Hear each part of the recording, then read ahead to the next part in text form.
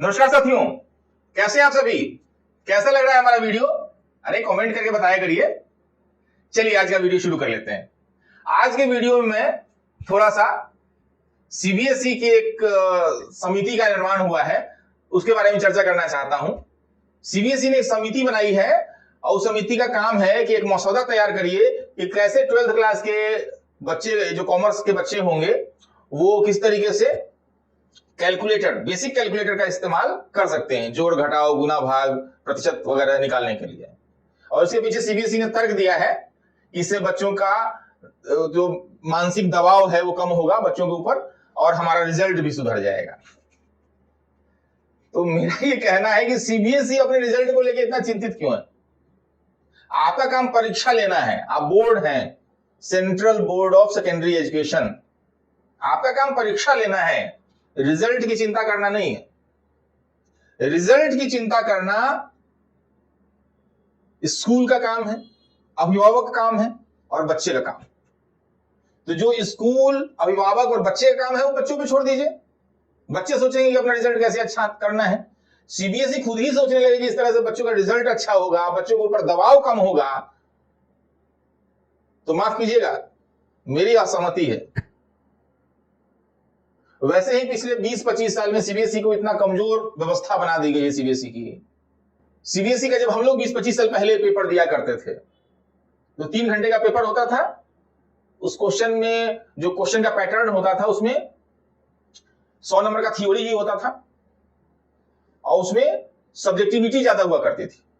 तो पहला काम सीबीएसई ने क्या किया, धीरे धीरे करके सिलेबस को आसान बनाने के लिए सब्जेक्टिविटी की जगह वहां पे ऑब्जेक्टिविटी लेकर के आ गए।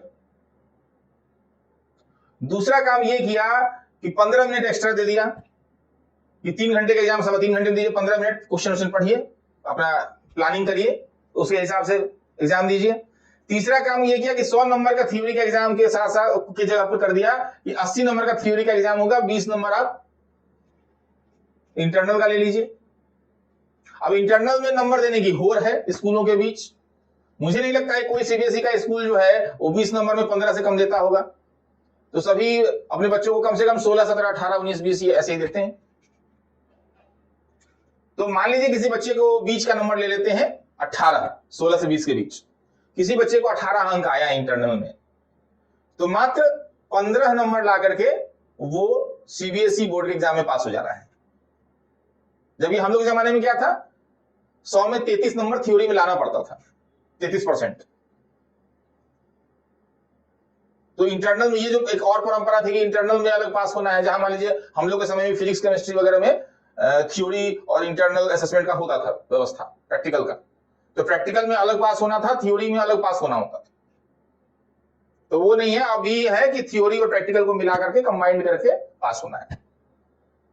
बच्चों को दबाव नहीं देना है, नो डिटेंशन पॉलिसी लेकर के आ गए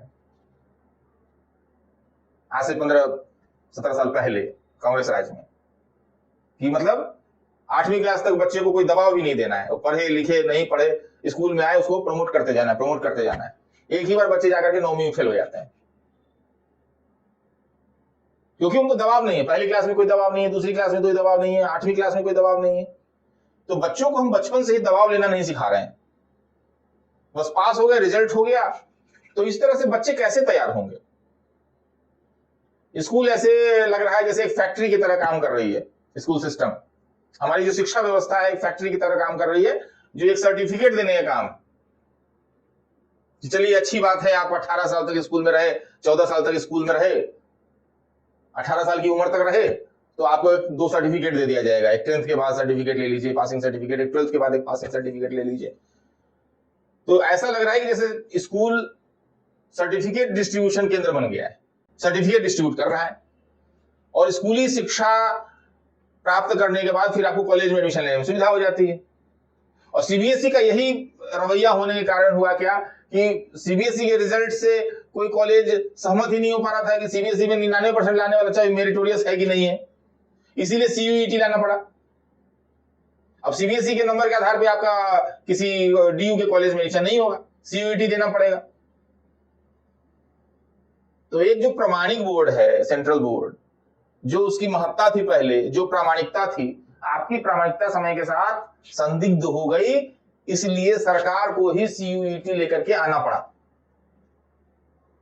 क्योंकि आप सबको खुश करना चाह रहे हैं। CBSE की जो नीति है वो सबको खुश करने की नीति हो गई है। अच्छा रिजल्ट, अब हम लोग के जमाने में 90% लाना कठिन माना जाता था, उसे हम लोग से पीछे वाली पीढ़ी में चले जाइए तो 70% लाना भी कठिन माना जाता था, 80% लाना भी CBSE में। लेकिन हमारी पीढ़ी के बाद पिछले 20-25 साल में क्या हुआ कि 90% लाने वालों की होड़ लग गई। पूरे देश में 90% लाने वाले इतने बच्चे बढ़ गए, और 90% छोड़िए 95%, 98% लाने वाले बच्चे भी बहुत सारे हैं देश में। ये बेस्ट बच्चे किसी तरीके से नहीं है, बेस्ट प्रिपेयर्ड हो सकते हैं लेकिन बेस्ट नहीं है, क्योंकि इन बच्चों ने कभी तनाव झेलना सीखा नहीं, जीवन के उतार चढ़ाव को देखा नहीं। इतने जीवन में उतार चढ़ाव आते हैं उसको झेला ही नहीं। वो 10th में अच्छा नंबर लिया है, 12th में अच्छा नंबर लिया है, तनाव नहीं हुआ कोई, बिना तनाव के। फिर मान लीजिए कल को IIT भी कर जाएं, IIM भी कंप्लीट कर जाएं, अमेरिका की बड़ी कंपनी में काम करने लग जाएं, एक बार पता चला कि बॉस निकाल दिया नौकरी से, प्रेमिका छोड़कर चली गई, तो आ गए अवसाद में। और अवसाद तो झेलने की आदत है नहीं, डिप्रेशन झेलने की आदत है नहीं, तो फिर वैसा ही आदमी फ्रस्ट्रेट हो जाता है, और फ्रस्ट्रेशन से अगला लेवल होता है कि सुसाइड कर लेता है। ये होता है समाज में, होता है। बहुत प्रतिभाशाली लोग बहुत जल्दी सुसाइड करते हैं, इसलिए दुनिया पर राज प्रतिभाशाली लोग नहीं करते हैं। Mediocres are ruling the world. इस दुनिया को मध्यम योग्यता वाले लोग चलाते हैं, मीडियोकर्स चलाते हैं, क्योंकि मध्यम योग्यता वाले बच्चे जो होते हैं वो शुरू से ही वो कमजोर नहीं होते हैं और वो टॉपर भी नहीं होते हैं। उनको तनाव झेलने का अभ्यास होता है, और जो तनाव झेल सकता है वही दुनिया को चला सकता है। इसलिए समाज को मजबूत बच्चों की आवश्यकता है। अब मेरे इस वीडियो बनाने से CBSE तो नहीं अपनी स्थिति सुधरने वाली है, तो मैं अभिभावकों से ही अपील कर सकता हूं कि अपने बच्चों को टफ बनाइए, मजबूत बनाइए।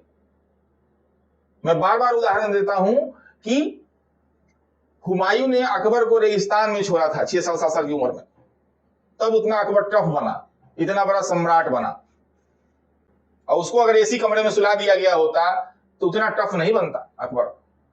तो बच्चों को टफ बनाइए, मजबूत बनाइए, जुझारू बनाइए, लड़ाकू बनाइए। और ये स्कूल के एग्जामिनेशन से बच्चे का भविष्य तय नहीं होता है। हाँ, ये हो सकता है कि शुरुआती सफलता मिल सकती है, 90% 95% लाने वाले बच्चे शुरुआती सफलता जरूर हासिल कर सकते हैं, लेकिन जिंदगी जो है वो एक मैच नहीं है, एक मैराथन मैच है। इसमें मल्टीपल रेस होंगे, एक मैच नहीं है, इसमें बहुत सारे टूर्नामेंट होंगे। जैसे एक टूर्नामेंट में बहुत सारे मैच होते हैं, तो इस जीवन में आपको हजारों लाखों मैच खेलने हैं। तो एक मैच तय नहीं करेगा कि आप जीवन में सफल होंगे या असफल होंगे। तो निश्चित रूप से अभिभावकों से अपील है कि बच्चों को जो CBSE करा रही है या स्कूल एजुकेशन जो चीजें दे रही है ठीक है, उसके अलावा और भी चीजें बच्चों को सिखाएं, उनको स्किल्ड बनाएं, उनको मजबूत बनाएं, उनको टफ बनाएं। तभी एक अच्छे समाज का निर्माण होगा, एक मजबूत समाज बनेगा, एक मजबूत राष्ट्र बनेगा।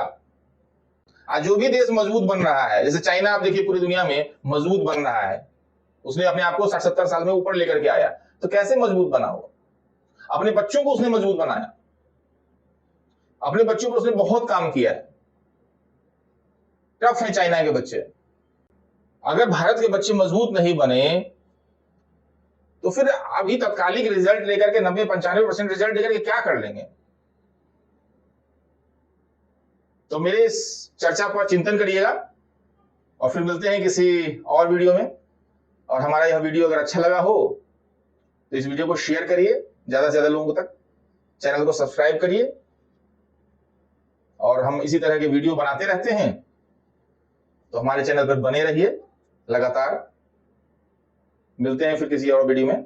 नमस्कार, जय हिंद, जय भारत, धन्यवाद।